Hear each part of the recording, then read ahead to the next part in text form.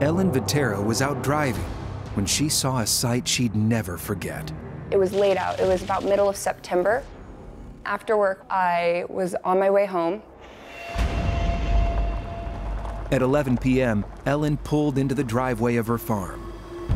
As I pulled up, I saw there was something there. Its eyes lit up and flashed light back to me from the light of my vehicle. That was pretty disturbing because that's not a natural thing that happens with humans. This kind of dread set in, and I looked at it, and its whole upper body moved towards me. And at that point, I realized that from head to toe, it was covered in hair.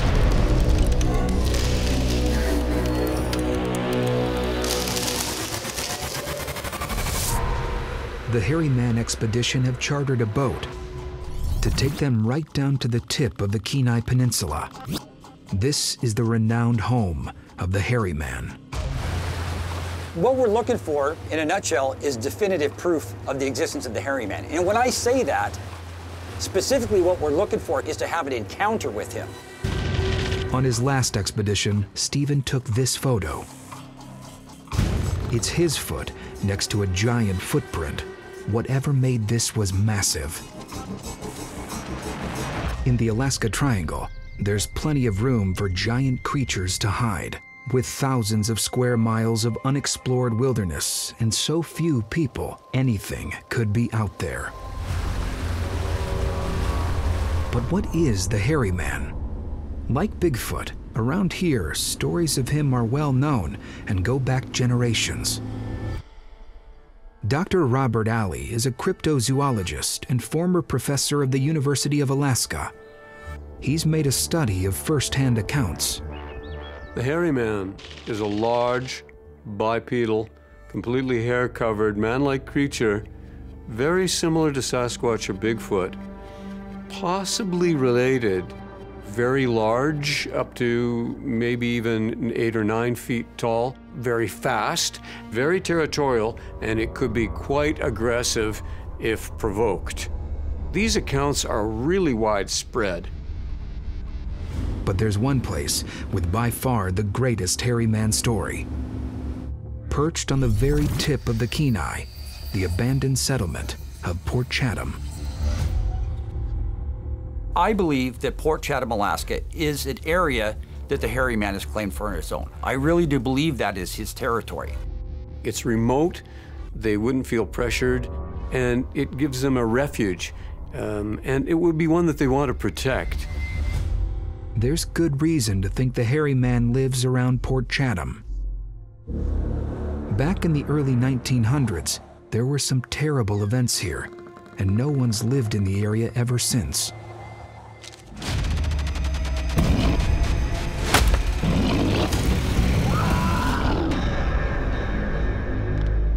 Hugh Newman is an English author who's been researching the story.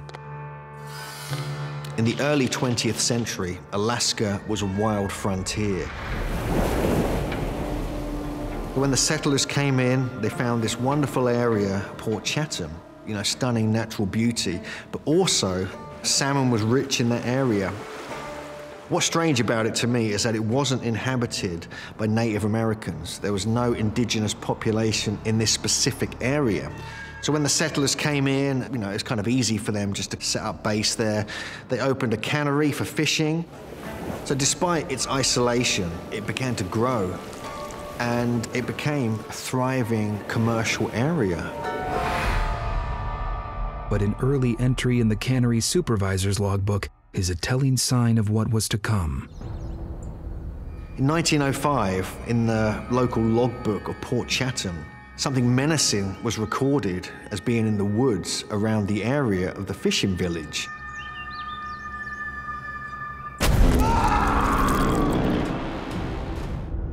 The logbook states that the entire cannery was shut down.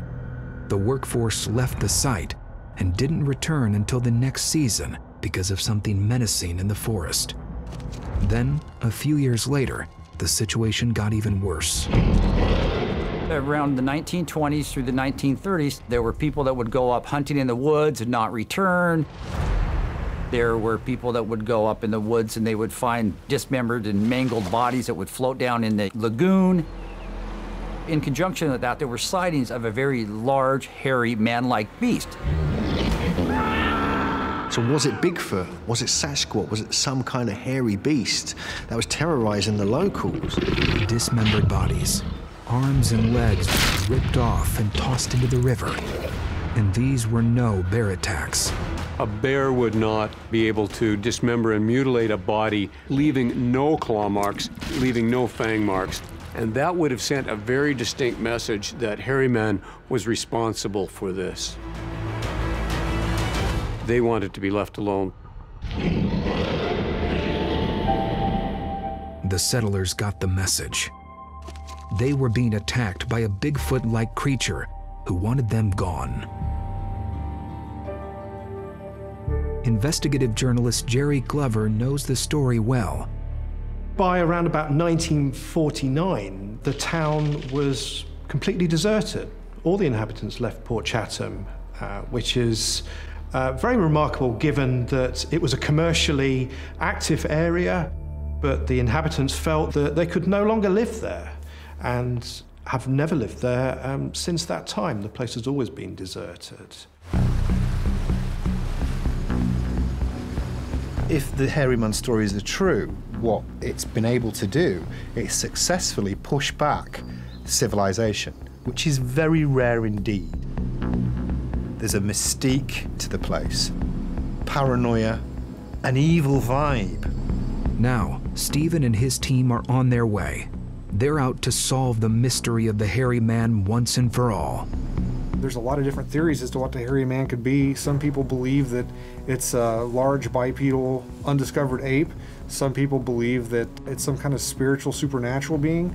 And that's why we're going to Port Chatham, is to get some answers.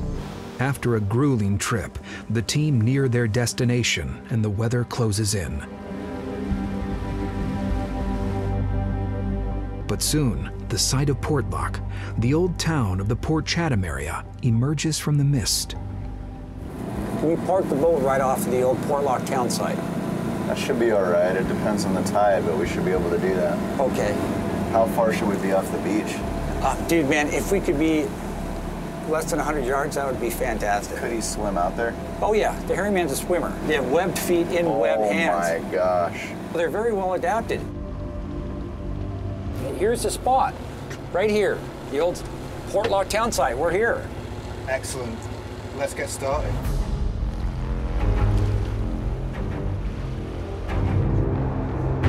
Stephen, Adam, and Beans prepare to go ashore. It's been nearly 70 years since all the residents were scrambling for the boats, fleeing for their lives, desperate to get away.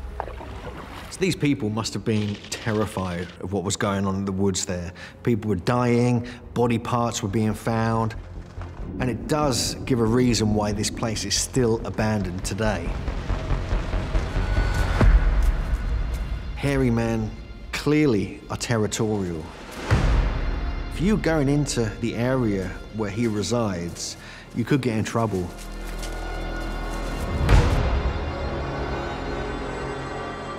We've just arrived on the beach below the Portlock town site, and we're heading in there to go investigate part of the area where the old town used to be. So we're gonna have to stay on our toes. That's why we have these, to protect ourselves if necessary, but we definitely have to be cautious in our movement, be observant, and go slow.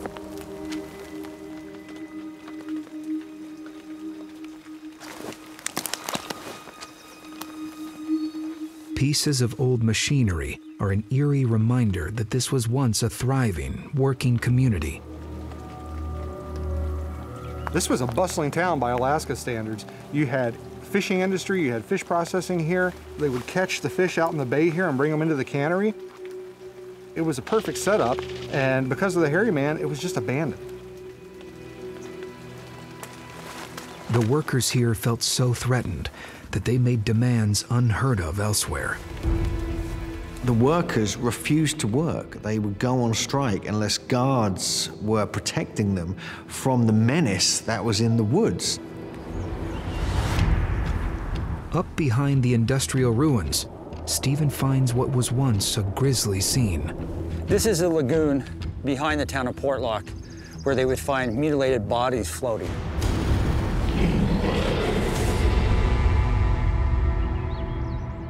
If the hairy man's out here and he is responsible for those murders, then he's a lot stronger than a normal human and can kill somebody with his bare hands.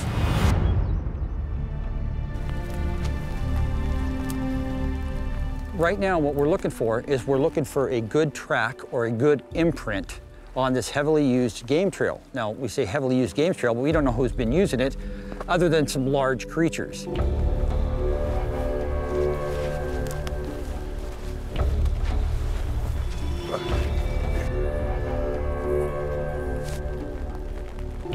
The team have infrared trail cameras that are triggered by movement. Good? By setting them up along the trail, they hope to capture the first clear photograph of the hairy man. Again, you've got that angle of elevation down and it gives us a nice clear view. Any photo would be a world first, but Stephen is still set on a face-to-face encounter. Eventually, they come across an abandoned hunter's cabin.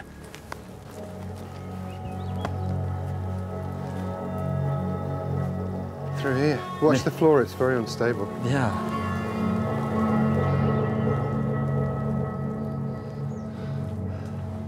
Yeah, this thing's gonna come down pretty soon. Yeah, it is.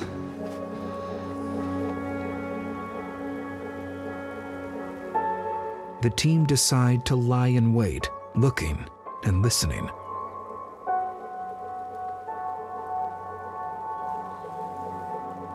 The hairy men are said to communicate by whistling. This is quite extraordinary because it's also noted all across North America for Sasquatch and Bigfoot. They are also said to grunt and to whoop to communicate over long distances. Eventually, through the drizzle, Stephen thinks he hears something. We've been here for a little over an hour, and we've got something that's behind us out here. We've heard a few grunts and some whistles, and just a little bit ago here, I had some movements right in the trees just right behind us. So I think we've definitely generated some interest in something that's out there that's come down to take a look at us. So we're just being a little bit cautious. We don't know what it is. We'd like to find out, but right now we could be in a really dangerous situation. You're showing me the way, yeah? Okay. Because you just pointed it out to me. After a tense wait in the abandoned cabin, the three hunters decide to go in search of whatever it was they heard moving around outside. And soon, they come across some massive tracks. Guys, we've got some fresh tracks down here. It looks like a large animal, but they're freshly compacted, so something came through here very recently, yeah? The grass is compacted, there's been no spring upwards, they're new. Should we follow it? Absolutely. What do you say? Let's do it. Could these be the tracks of a giant hairy man making his way deeper into the forest, away from the hunters? Dr. Ali has been studying Stephen's footprint photo from his previous expedition to the Kenai and has little doubt about this one. I really like this track, typical Sasquatch. I like it because there's no chance this could be a bear. Bears always have their middle toe the furthest forward, and the thumb, as it were, is relatively small, the pinky's large, but they're always behind that middle toe. And Sasquatches don't do that. What they have is a great big toe, which can even sometimes deviate. This is a beautiful track. I love this track. Also, it seems to be nicely wide at the heel. I like that wide heel. In humans, you only get that when you're a few months old. It doesn't last for very long. Also, no arch. You can see that it comes right back straight, which is a Sasquatch characteristic all over the place. So in Dr. Ali's opinion, this is the footprint of something like a Sasquatch or Bigfoot. If not a Sasquatch, then it must be a creature that's closely related. Perhaps the hairy man. But what the hairy man investigators really want is an encounter with the beast himself. And suddenly, they're aware that something is out there. Don't shoot it unless it threatens us. Let's check it out. Boy, you go first.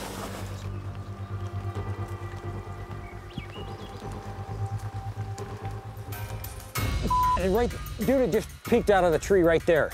I see it. It's right at your 12. Damn! Adam tries to draw whatever it is to them using his hairy man call.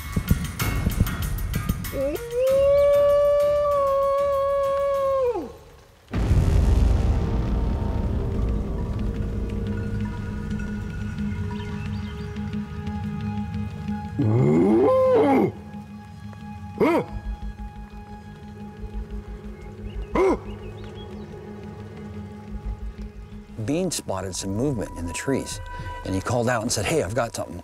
And I ran up the hill and I looked, and what I caught a glimpse of was something big, tall, and hairy. But it took off, boom, as soon as it saw me. And then I started following up on it, and before I knew it, it was 100 yards from me. And I just caught a glimpse of it down to where I saw it last before it disappeared in the trees. In native folklore, the hairy man moves at incredible speed. In fact, it's even said that he can appear and disappear at will. Are they supernatural? Yes and no. They have abilities that we find as Westerners difficult to explain, but when the natives look at it, it fits into their interpretation of the natural world pretty simply. In the native culture, there's no separation between the spiritual and the physical. For them, the mysteries of the Alaska Triangle are just a part of life. Perhaps the hairy man is moving in and out of the spirit world.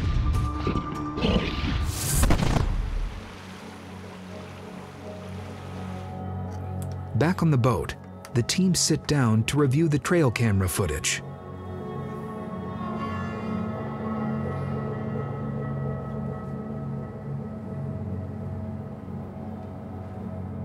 It isn't good news. There could easily be something there in the background, but it's impossible to tell. You always hope to get something, but you have to be realistic. Yeah. There's a reason this creature has been elusive for so long. The hairy man is very good at evading humans, and it's a matter of luck, research, and opportunity whether we find any evidence of him. Yeah, I always hope to get something.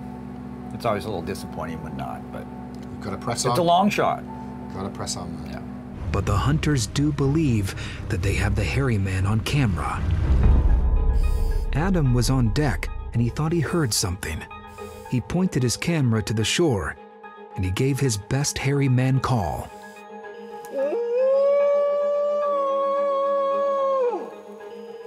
So I made a call out, and almost directly after I made that call, I saw a large creature, what appeared to be bipedal, rushing rapidly down the hillside, through the woods, towards us. Now, a bear would not do that. If anything, a bear would go in the opposite direction. But this was coming right towards us, and it was an adrenaline rush. I was like, is this going to be it? Adam got out his infrared camera, and this is the footage. It's thermal imaging, and this white shape is something giving off a lot of heat. It's moving as well, and so has to be an animal of some sort, but it's difficult to tell what.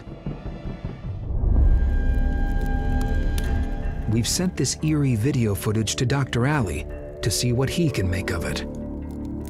It shows a figure evidently moving, and it's not a horizontal white figure like you'd expect for a moose.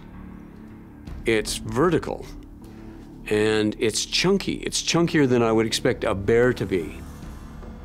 I haven't seen a bear stay up a tree and move around like that this long. This suggests something like hairy man. It's big, it's vertical. In fact, the upper part seems to be even bigger and wider than the bottom. And what animal is built like that? That is a perfect hairy man profile. Big wide shoulders, narrower hips. It's intriguing. It's not definitive, but it's very, very intriguing. It's truly fascinating. It's truly fascinating. There's all these legends, but now we've got something tangible, something that I've experienced, and that is exciting. Could this be the first ever video evidence of the Port Chatham Hairy Man? For Stephen, the expedition's a success.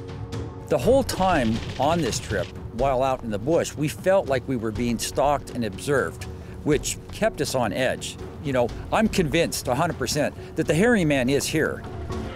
I've been tipped off that a number of people have been seeing a Sasquatch in the local area, and I wanted to come out and check out what's going on for myself. Cliff's aim is to get scientific proof that Bigfoot exists and evidence that the Alaska Triangle is its home. For the locals, they don't need this proof. They say they know that Bigfoot exists because they've seen them.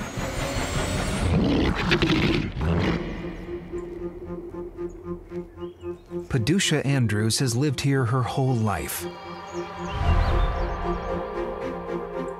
One day in the summer of 2015, while out berry picking, her dog raised the alarm. Pretty soon she started barking so weird. I've never heard a dog bark like that before. She would woof, and she would jump so high off the ground. And I looked at her and I said, "What the heck are you doing?" And then she did that one more time, and I looked over to where she was looking, and I saw something real huge. It had a lot of hair, and I saw this dark creature walking away.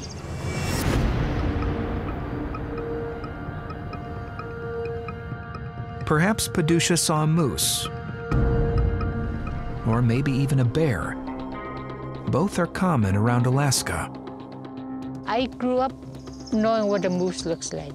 We all know what a bear looks like. We know all that. Of course, assume it's a Bigfoot. There's just two different. Since the early 1900s, there have been frequent recordings of Bigfoot sighted in Alaska. And this is despite the fact that this is by far the most thinly populated state. To have a Sasquatch report, you need a Bigfoot, a person to see it, and then someone to report it to. But yet we still have dozens and dozens of them here.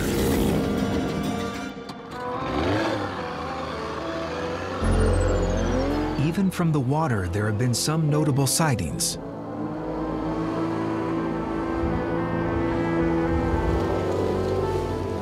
Ray Wassily has lived on and around Lake Iliamna his whole life.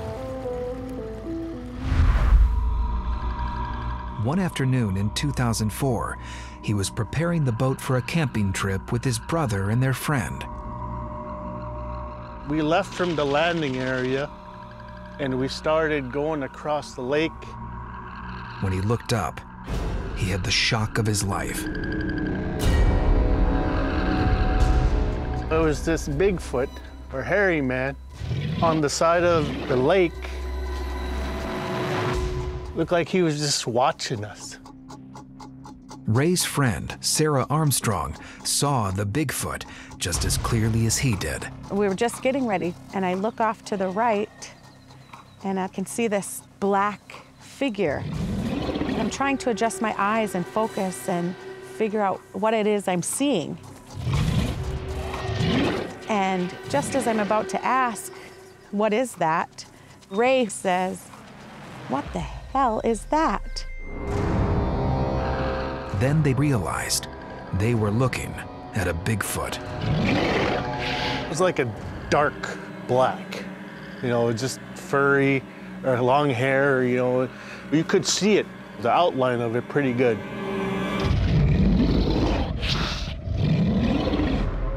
Most Bigfoot sightings put the creature at about 7 or 8 feet. The one that Sarah and Ray saw was certainly bigger than that. We could tell that it was at least 9, 10 feet.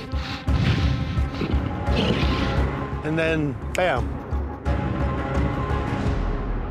Just like that, you know, it was gone. wow, what to say? You know, we seen a Bigfoot. It's shocking to see something like that, and even more shocking when it just disappears that fast. How can you explain something like that?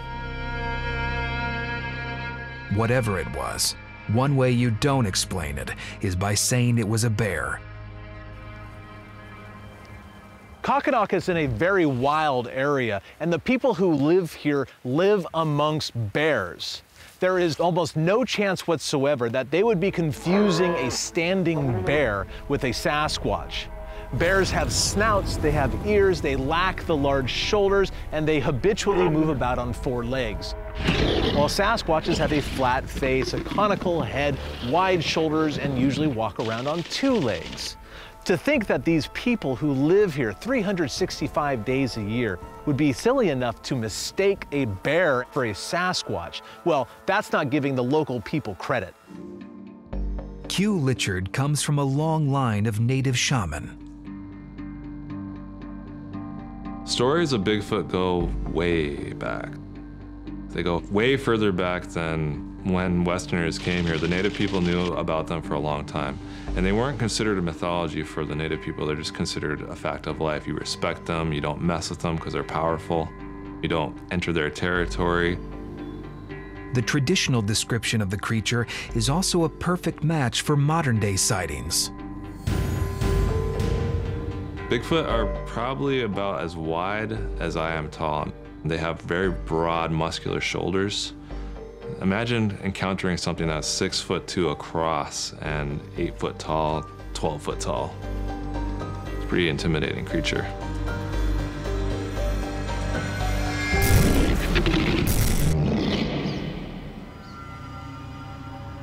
Despite this, Bigfoot witnesses Sarah and Ray felt compelled to go and investigate their sighting. They did what others wouldn't dare do. They went to the exact spot where they'd seen the beast. We start looking on the ground.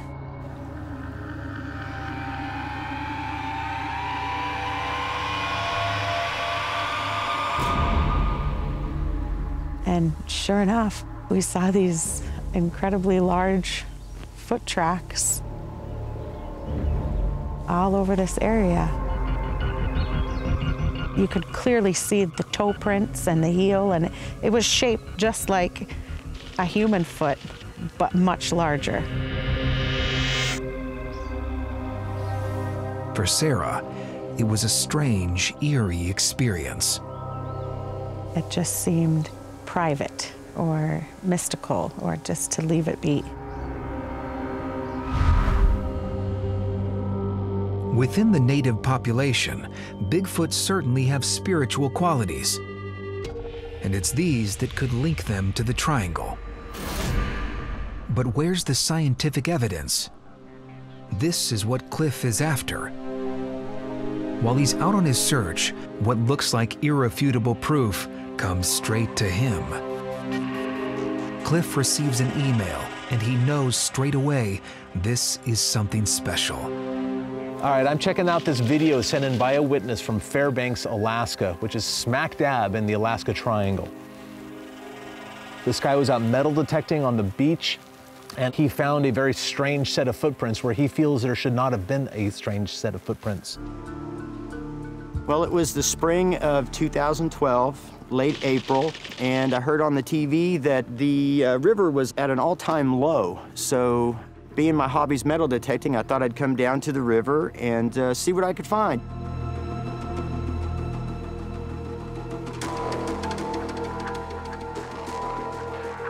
I came down, I started metal detecting, and then when I turned, I looked up this way and I saw these big footprints. So I thought, that's strange, so I walked over to investigate them. I put my coil, which is an 11-inch coil, up to them, and they were probably 5 or 6 more inches longer, so I thought, wow, that is really weird. And it was still cold, so I thought, well, who's gonna be out here walking around in their bare feet, and who's got feet that big? Judging by the size of his detector, these footprints are between 16 and 18 inches long. And then I noticed the stride. The stride was a lot farther than what a normal human being could walk, so I tried to take the stride myself, and I was still coming up a foot or two short. I mean, I would have had to have jumped to almost make that distance. So that's why I started videotaping, was because I thought nobody's gonna believe this. Giant footprints in a straight line and with a stride that's over 6 feet. Classic Bigfoot, now caught on video. They are typically flat-footed. They won't have an arch. And one print to another print, the distance will be large, but also they will be in a line. Whereas a human, it has this left and right pattern as it's in a gait cycle, whereas the Bigfoots have a straight line appearance.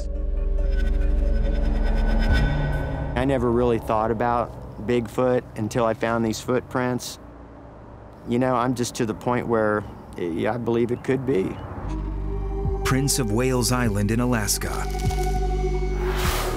With over 2,500 square miles of terrain, it's America's 4th largest island, close to the size of Delaware. But with a population of just 6,000, it's one of the most remote corners of the triangle. An ideal hiding place for the most fearsome creature of them all, Bigfoot. Everywhere we're looking right here, there is no one out there right now. It's very, very remote. I think that's one of the reasons it's such a good place for something like Bigfoot to live. Local trapper and hunter Bill Musser has lived on the island for most of his life. Like many islanders, he has a story to tell about a brush with the Bigfoot who are said to roam here. His encounter came recently when he was out hunting with his cousin. You know, we packed in a small motor and tooled around the lake a little bit and explored. They decided to build a trapper's cabin to use as their base. But soon, they realized they weren't alone in the woods. We start hearing some banging on a tree across the way. Knowing they were the only humans in these woods, Bill and his cousin were unnerved by this bizarre sound. We would pound a little bit and it would pound back at us. 3, maybe 4 good whacks at a time.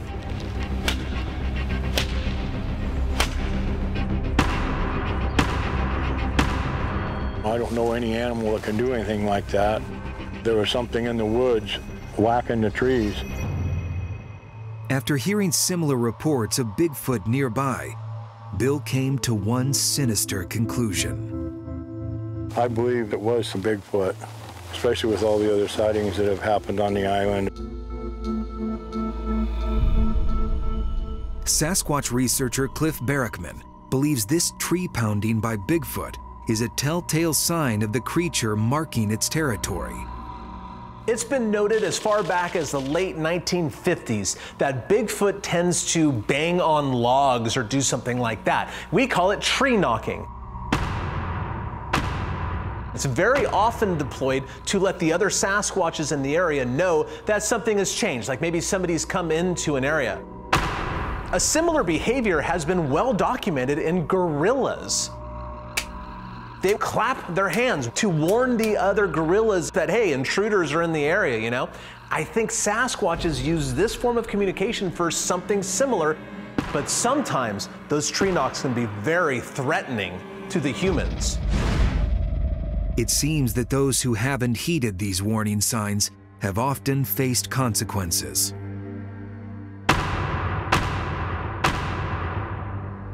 There have been a small number of cases when people have been out of the woods hunting or foraging, and then they hear these knocking noises.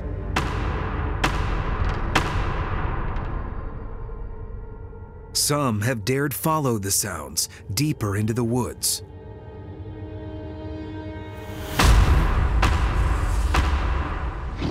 And when they went to investigate, they observed a Sasquatch. There's one message that comes to mind: get the hell out.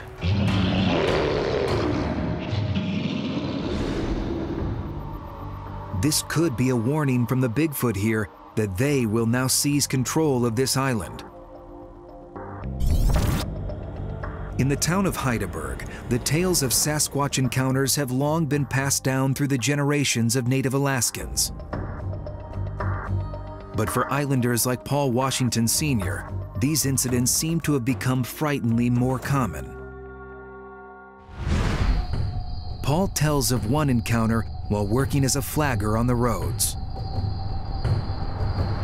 We were working up at 7 Mile Bridge, they call it. There was 2 of us flaggers. Paul stopped for a break. Suddenly, he heard something in the woods.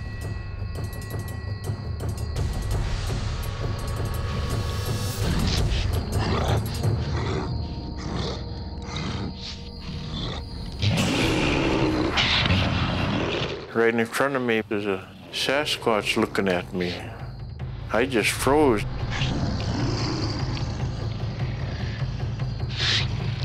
Paul radioed for help, then set off towards his colleague, who was alone and unaware of their predicament. I put my eyes down on the road and I started walking toward her. She too heard a rustle in the trees.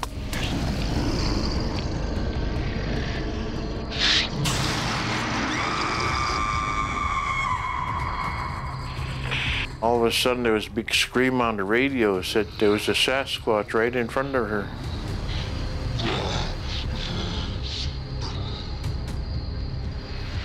Though there was not just one, but 2 Bigfoot now approaching. There was 2 of them coming to us.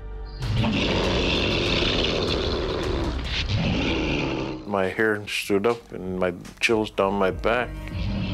Next, Paul says backup raced to the scene. But the pair of Bigfoot had vanished as quickly as they'd appeared. For now, it seemed Paul and his colleague were safe. Though after his run-in with 2 of these creatures, Paul is now wary whenever he's out hunting. I always look behind my back, even when I'm on my 4-wheeler. They're all over Prince of Wales Island. There's many instances and sightings where people are encroaching upon their territory. The Bigfoot attempt to scare them off. I believe Bigfoot are very territorial.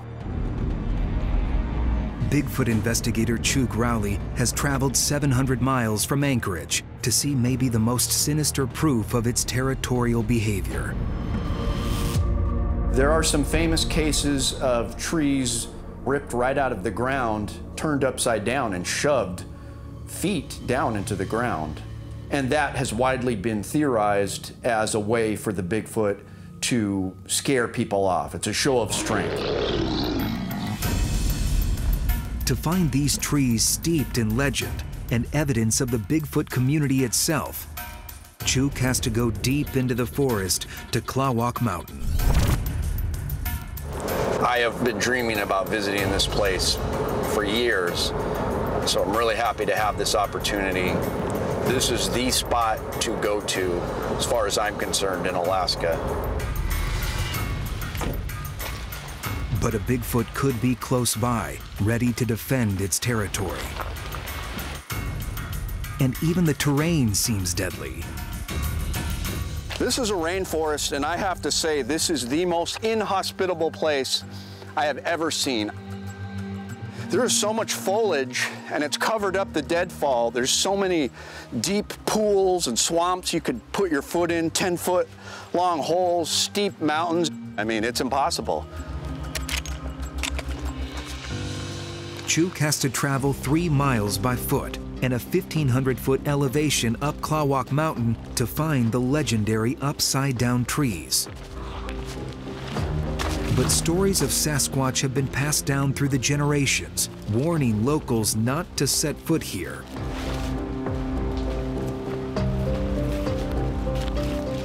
As Chuk heads up the mountain, he hits upon something of interest.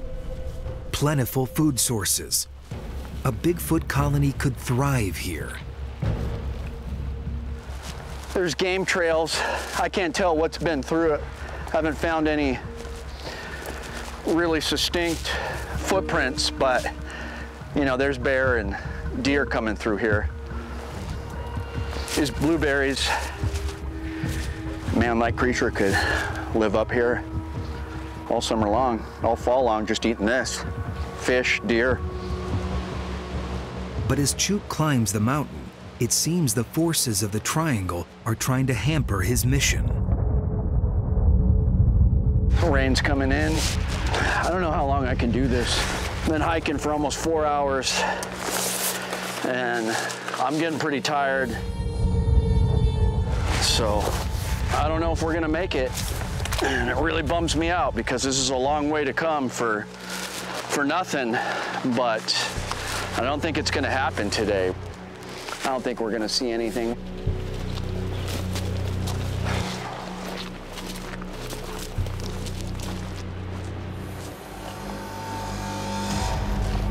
Suddenly, Chuk finds he may not be alone. Who's that?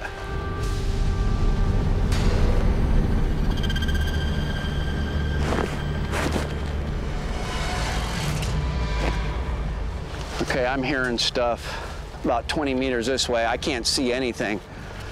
I don't have a good feeling about this. Sometimes you just get that feeling, and I feel like I was not supposed to be there. Whatever's out there is angry now. Chuk may have gone too deep into the island's Bigfoot territory. There could be a whole colony of the creatures nearby. I need to get out of here. I don't feel good about this. This could be a warning from Bigfoot, telling Chuk not to venture any further. Now I feel like something's after me. I went somewhere I shouldn't have. That's why it's closed up, and something's not happy. Chuk seems close to what the locals have deemed Bigfoot territory. Perhaps he's within reach of the fabled trees he's been searching for. Chuk presses on. And something on the horizon catches his eye.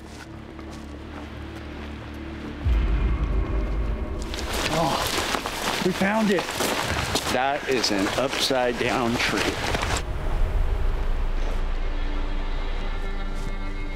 At last, the Bigfoot evidence Chuk's been looking for.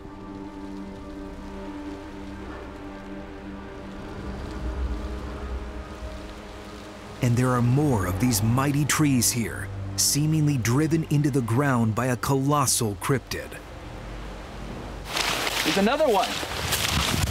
This area must just have a lot of these. It's another one. It's incredible. For Chuk, his quest to find proof of a Bigfoot territory on the island is over. This, to me, is the holy grail of Bigfoot researching. I've been talking about this for years, and to me, this is proof. It's an upside-down tree. This 12-foot cedar tree is estimated to weigh over 2,500 pounds. That's the weight of a small car. Only a monster the size of a Bigfoot could have turned this upside down.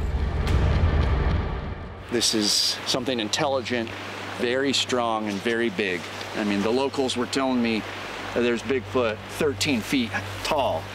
So you think about a few of them working together, they would be able to do something like that. So it seems the Bigfoot are indeed marking out their land, perhaps as a warning to the island's human inhabitants. I think this marks the beginning of the Bigfoot territory. or they wanted people to stay out of. They're showing their strength, is what the locals say. And that's what this is. And I think we should respect them. I know I do now. It's amazing. After witnessing these trees with his very own eyes, Chuk has one word of caution for the Prince of Wales Islanders. As long as humans can stay away from these creatures, I think we'll keep the peace. But in the future, if humans and Bigfoot come together at some point, who knows what's going to happen. Cryptozoologist Lance Hightower has been tracking them for years. You've got this vast wilderness, it's rugged, it's dangerous, so Bigfoot could be anywhere in Alaska hiding out. But now it seems these creatures are migrating, worryingly close to where humans live. One encounter occurred just 25 miles north of Alaska's second largest city, Fairbanks, in the middle of the triangle. Todd Rector was out hunting with a friend and his dog.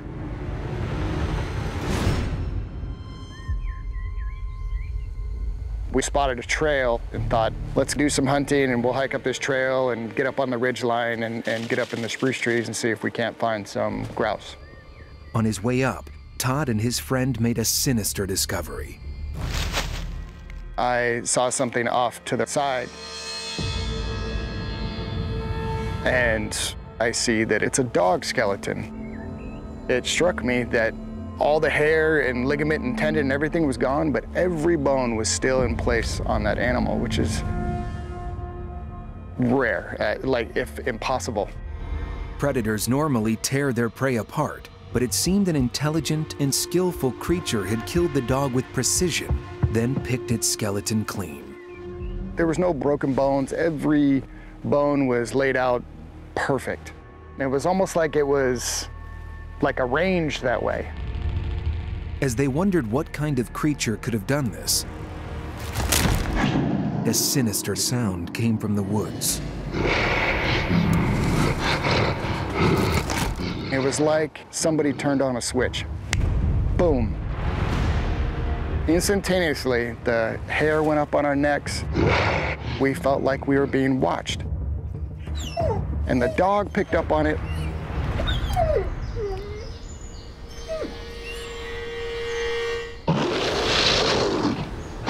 A giant creature seemed to be lurking in the trees.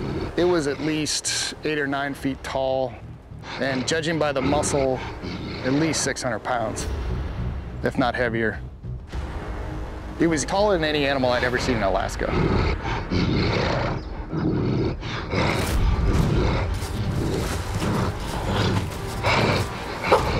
Their dog chased after this monster. That thing shot into the alder thicket with such speed and ferocity. It made a loud cracking noise as it broke through the trees.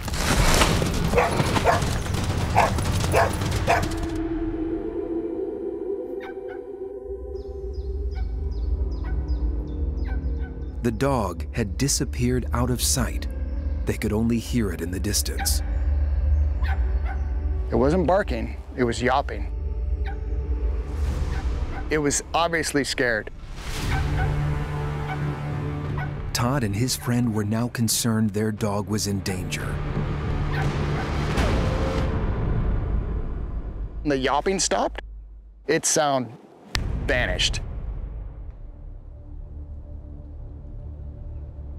As they searched desperately to find the dog, they found a huge footprint in the ground. It was easily 24 inches or so.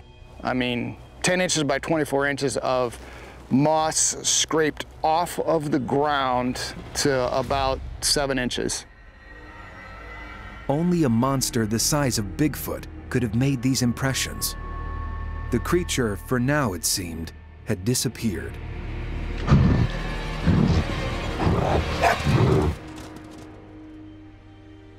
The dog was like, looking around like, where'd it go? But the danger had not gone away. Whatever this was made a lot of noise, and you could see the trees just moving. And everything in your being is telling you to get the hell out of there.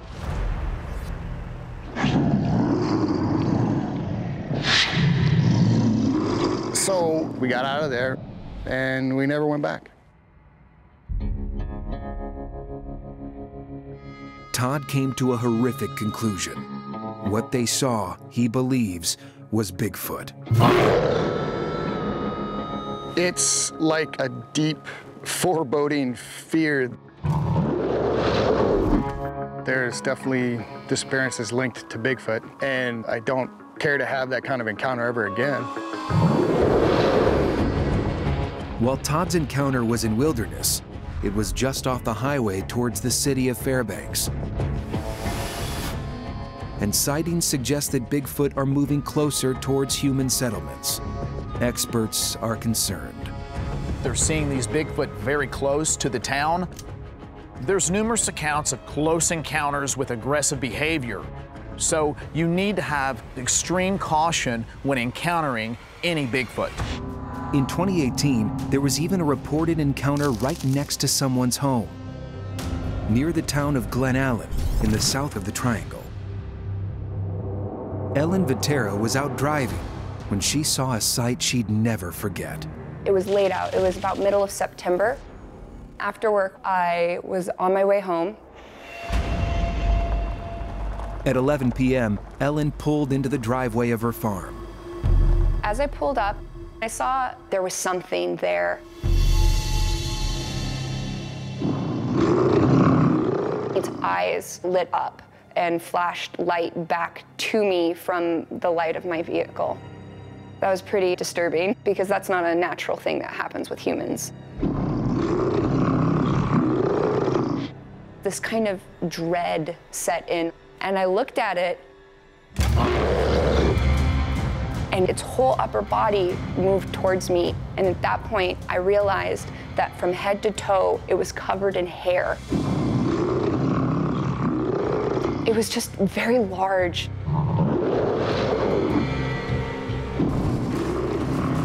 I believe that I just witnessed Sasquatch. Then, the Bigfoot seemingly disappeared. I was so scared that I called my boyfriend crying because I was so overwhelmed. But her ordeal wasn't over. I couldn't move. I couldn't get out of my vehicle. Her partner came outside armed. The creature fled. He just took right off into the woods. It ran faster than any human I had ever seen. I was so overwhelmed. It was a nerve-wracking experience. But Ellen's nightmare continued.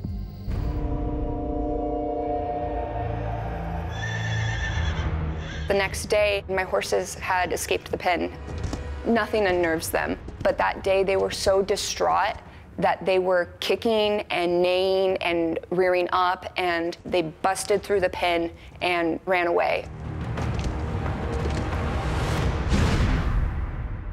It took a lot to calm them down, and still to this day, I haven't seen that behavior in them.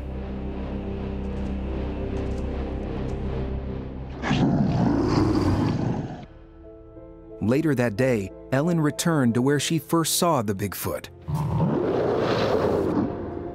And she found footprints. And I wanted to record it, so I went back and took photos.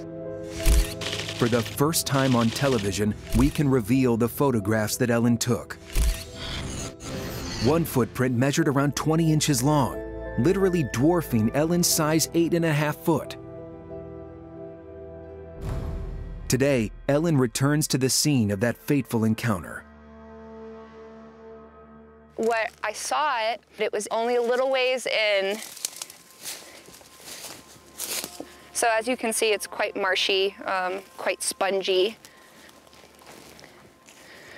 Yeah, it looks like it's all been washed away, but this was where I saw the footprint. Every time I come over this area, I always look down to see if I can maybe see another one. Ellen's experience still haunts her. I know for a fact what I saw was not human. I felt so small and insignificant in that moment. It was terrifying. But Bigfoot territory not only appears to be advancing towards small towns like Glen Allen, but it also now seems to be getting worryingly close to major cities. In Fairbanks, in Woodland, on the outskirts of the city, a local man made this startling discovery.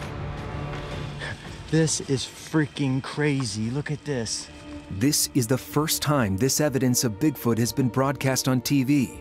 The video caused a sensation when it was posted online. Perhaps it meant that Fairbanks' 30,000 residents were also now in danger. Keith Lindsay shot the alarming video. In October of 2019, me and my grandson was kind of bored sitting at home. It was a rainy day, so we decided to go out and do some exploring. Keith and his grandson Joe took a bike ride through their nearby forest.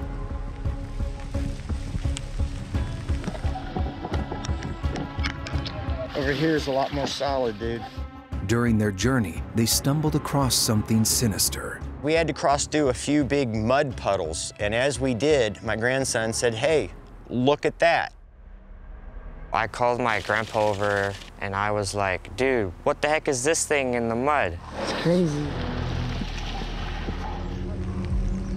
I went and looked, and it was a huge footprint in the middle of this mud puddle. This is freaking crazy. Look at this. I was mind blown. Keith concluded no human could have left this size of footprint. I've been a nurse for 35 years. I've never seen anybody with feet that big. There's my hand. Look at the size of that footprint. It was basically about 18 inches long and probably 6 to 8 inches wide. We knew that it wasn't a human footprint. Something else stood out about this footprint. It was pretty deep in the mud. It was like at least 3 inches in the mud. I weigh about 200 pounds, and my footprint barely went down where this one was down several inches. So to me, it had to be something that weighed 600, 800 pounds or more. Probably stepped here, it looks like a right foot, and kept on going.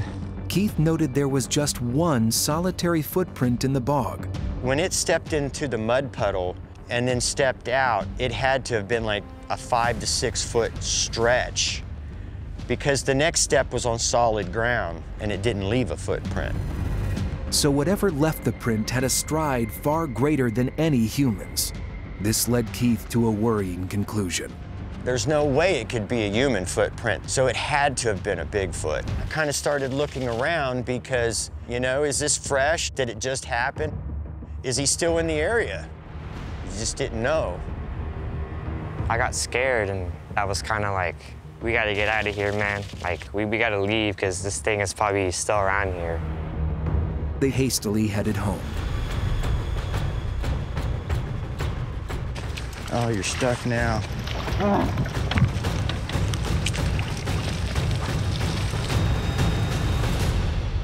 Well, we made it to the main road. Thank goodness. The question is whether this footprint really belonged to a Sasquatch. At the North American Bigfoot Center in Oregon, leading expert Cliff Barackman has been examining the evidence. You can see 5 toes across the front and a well-defined heel. The Sasquatches seem to come down rather flat-footed. They don't come down heel first like people do. If the foot came down flat, then you would expect a nice, clean heel impression, and that's exactly what we see here. I think this is legit. Cliff also believes the fact that one print was found on its own adds further weight to it being evidence of Bigfoot. Sasquatches routinely have step lengths of 8-10 feet when they're running. So that seems very reasonable that you'd only find one because the muddy area is only about 6 to 8 feet long. So you would expect to find one print in the mud in this case. That looks to me like a Sasquatch footprint. Thousands of miles away in Oklahoma, cryptozoologist Lance Hightower has also been examining this find. It's very rare to find a Bigfoot print of the quality like the one in Fairbanks. So to find a print that size, that magnitude, that's terrifying but exciting at the same time. And this isn't the first time Keith's found evidence of Bigfoot so close to the city. In 2012, he found similar footprints on a nearby riverbank. I came down, I started metal detecting, and then when I turned, I looked up this way and I saw these big footprints. So I thought, that's strange, so I walked over to investigate them. Keith also recorded his previous discovery on video, but he never had physical proof of that important find. The first footprint I ever found, I didn't cast it, so I regretted doing that. So I told myself that if I ever found another one, I would have the stuff on hand to do it. Of course, it was raining that day and I didn't bring it. So Keith made sure he returned to the scene. I went back to the footprint 2 days later and I took some plaster of Paris and I casted the footprint, and this is what I ended up with.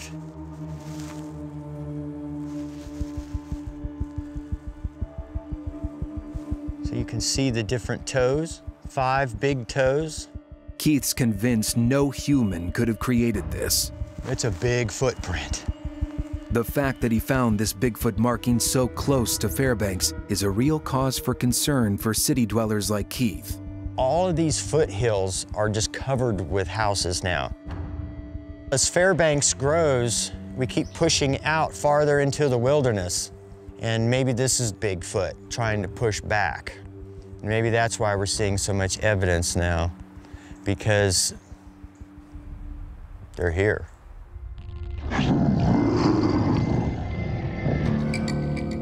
And Bigfoot experts believe this doesn't bode well for the future. The fact that Sasquatch habitat overlaps with human habitats, well, that could cause some problems. Sasquatches, like every other animal, are territorial. They're going to try to defend that. That's the areas that they are interested in chasing us out of. Perhaps Bigfoot's encroachment on the Triangle's towns and cities is behind Alaska's missing. There's a lot of people that end up disappearing here in Alaska, and I think some of them probably could be from the Bigfoot.